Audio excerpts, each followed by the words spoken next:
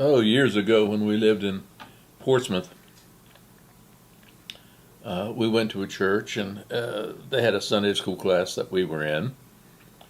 And there was a man in that class. Well, I might as well. He was the definition yuppie. He was somebody who was a money manager. I have no idea what that means, still to this day, because we all try to manage our money. And he worked for a financial institution, and I don't even know what that means because every institution has to deal with the finances. I don't care who you are, even the Salvation Army. But he worked for a financial institution, and he did well. And he finally realized, he finally achieved the yuppie's dream. He had saved up enough money to where he could buy himself a brand new, top-of-the-line BMW car. And over here in Virginia Beach, he went down to the BMW dealer. He had ordered, and they had it ready for him. And he went in, signed the final check, got the keys on a Saturday morning, started it up, and started driving west.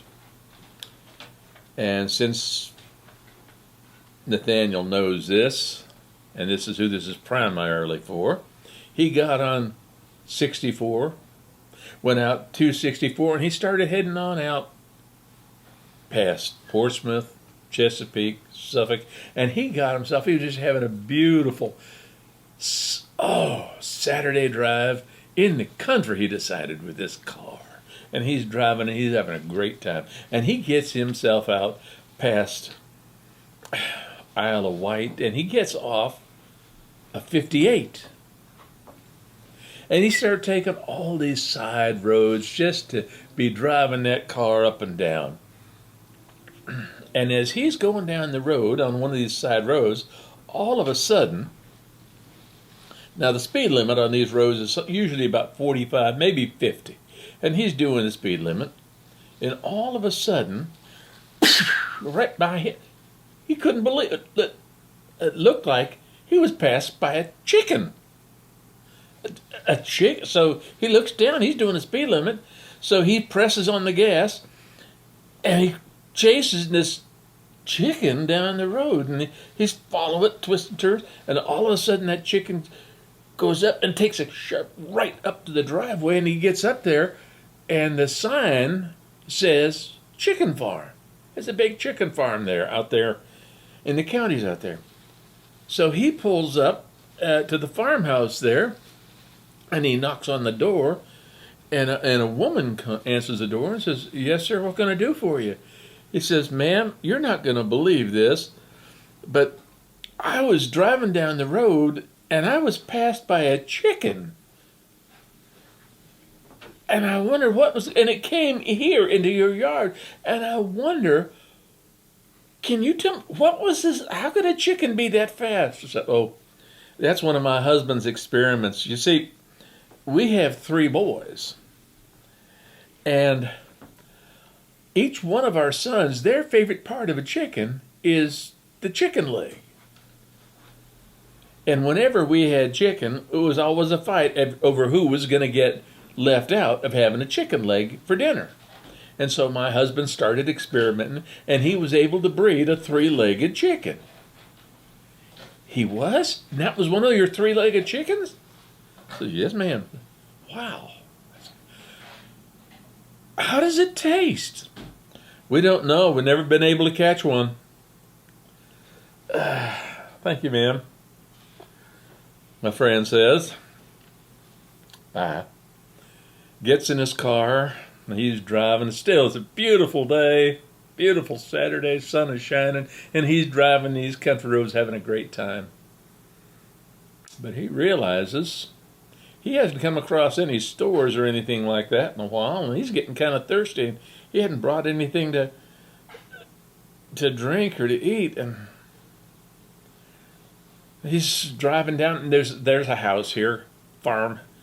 And so he pulls up, and he knocks on the door, and the man answers, "Yes, sir, what can I do for you?" Says, "I'm sorry to bother you, but I haven't seen a store in a long time where I can buy a soda or anything. Would it be too much for me to trouble you for a glass of water? Oh, no problem, no problem. I'll be right out. And so the man closes the door and goes to get the water. He's standing there and looking around, and he sees over in the distance a three-legged pig. A pig with only 3 legs. Huh. The farmer comes out, gives him the glass of water, says, and he's drinking it. By the way, what's the story with that pig it's only got 3 legs? Oh, sir, I got to tell you, that is one special pig. That pig saved my wife's life. It did? Yes. So, yeah, what happened was my wife was out hanging laundry down by the stock pond. You see the clotheslines down there, and as she was bending over to pick something up, our old billy goat saw her bending over and just took a run and bam, punched her into the pond. And my wife cannot swim. Well, my pig heard her cries, and so that pig just ran out there, swam out there, turned around, hung up her tail, and my wife was able to grab it, and that pig towed her back onto where she could walk out of the pond. That is amazing. But what about the 3 legs? You don't understand. That is that pig saved my life. That pig is special. Saved your life how? Says, well, I was out on my tractor, and the ground kind of gave way under one of the wheels, and the tractor flipped over, and I was pinned under the tractor. And there wasn't nobody around. And that pig heard my calls for help and went and got help, and they came out and they were able to pull me out from under that tractor. That pig saved my life. That is one special pig. But what about the 3 legs? Son, you don't understand. A pig like that, you don't eat all at one time. Thank you, said my friend. Thank you very much, sir.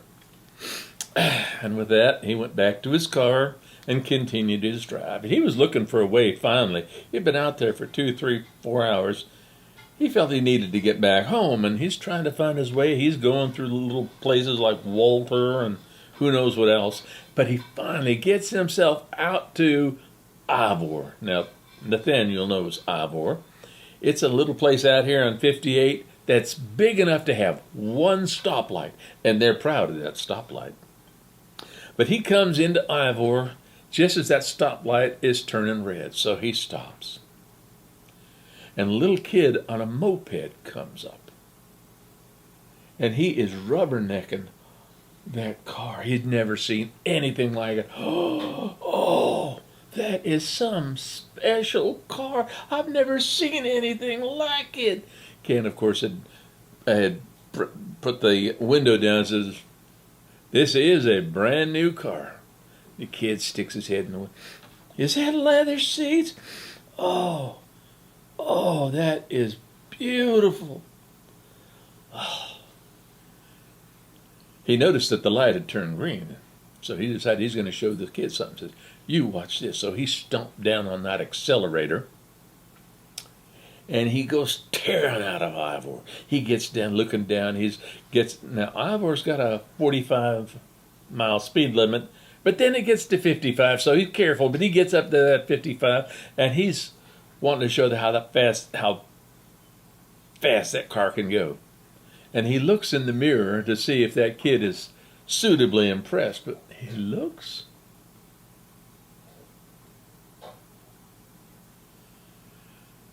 He's being passed.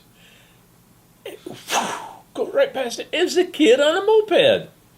That moped, he looks down, he's doing 50, 55, he's keeping it legal, but that kid passed him like he was standing still. And then he looks down the road, and then that kid is coming back the other way. And all of a sudden that kid is doing circles around him. And all of a sudden, bam! Hair, teeth, and eyeballs everywhere. Ken stomps on the brake, and he gets out. And there's a kid all busted up laying on the road.